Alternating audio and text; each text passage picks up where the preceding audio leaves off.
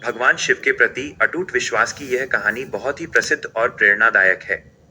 ये हमें सिखाती है कि जब भक्त भगवान को अपना सब कुछ मान लेता है, तो महादेव स्वयं उसके रक्षक बन जाते हैं। कहानी। जब महादेव ने स्वीकार किया लकड़हारे का कुल्हाड़ी वाला दंड। एक गांव में करम नाम का एक गरीब लकड़हारा रहता था। वो दिन भर जंगल में मेहनत करता और जो थोड़ा बहुत कमाता उससे अपने परिवार का पेट पालता। उसका एक नियम था, दिन की शुरुआत और अंत वो पास के एक पुराने शिव मंदिर में माथा टेक कर ही करता था। करम की विपत्ति। एक बार गांव में भयंकर अकाल पड़ा। लकड़ियां बिकना बंद हो गईं और करम के घर में दाने दाने की किल्लत हो गई। उसने महादेव से बहुत प्रार्थना की, पर उसे लगा कि उसकी पुकार सुनी नहीं जा रही है। एक दिन भूख से व्याकुल अपने बच्चों को देखकर उसका धैर्य जवाब दे गया। वह गुस्से और दुख में मंदिर पहुंचा। उसने अपनी कुल्हाड़ी उठाई और शिवलिंग के सामने खड़ा हो गया।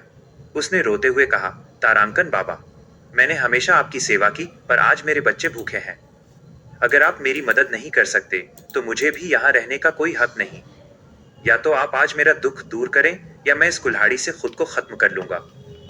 भक्त का हठ और महादेव का प्रेम। करम ने जैसे ही चोट करने के लिए हाथ उठाया, उसकी आंखों से आंसू गिरकर शिवलिंग पर पड़े। तभी अचानक एक चमत्कार हुआ। मंदिर के भीतर से एक अत्यंत शांत और गंभीर आवाज गूंजी, रुको करम। स्वयं महादेव एक वृद्ध शिकारी के भेष में प्रकट हुए। उन्होंने करम का हाथ पकड़ा और बोले, तारांकन बेटा, तूने मुझे डराने की कोशिश की अपना दुख जताने की। तेरी कुल्हाड़ी से ज्यादा मार मुझे तेरे उन आंसुओं ने की है जो मुझ पर गिरे हैं।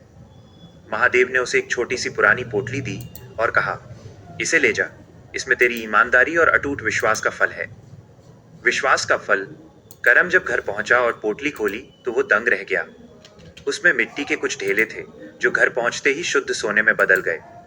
करम समझ गया कि महादेव ने उसे केवल धन नहीं दिया, बल्कि ये सिखाया कि कठिन समय में भी धैर्य नहीं खोना चाहिए। उस दिन के बाद करम ने न केवल अपना जीवन सुधारा, बल्कि गांव के बाकी गरीबों की भी मदद की और महादेव का एक सुंदर मंदिर बनवाया। इस कहानी की सीख।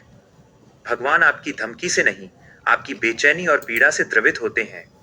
जब आप अपने दुख का बोझ पूरी तरह उन पर डाल देते हैं, तो वे उसे उठाने के लिए जरूर आते हैं।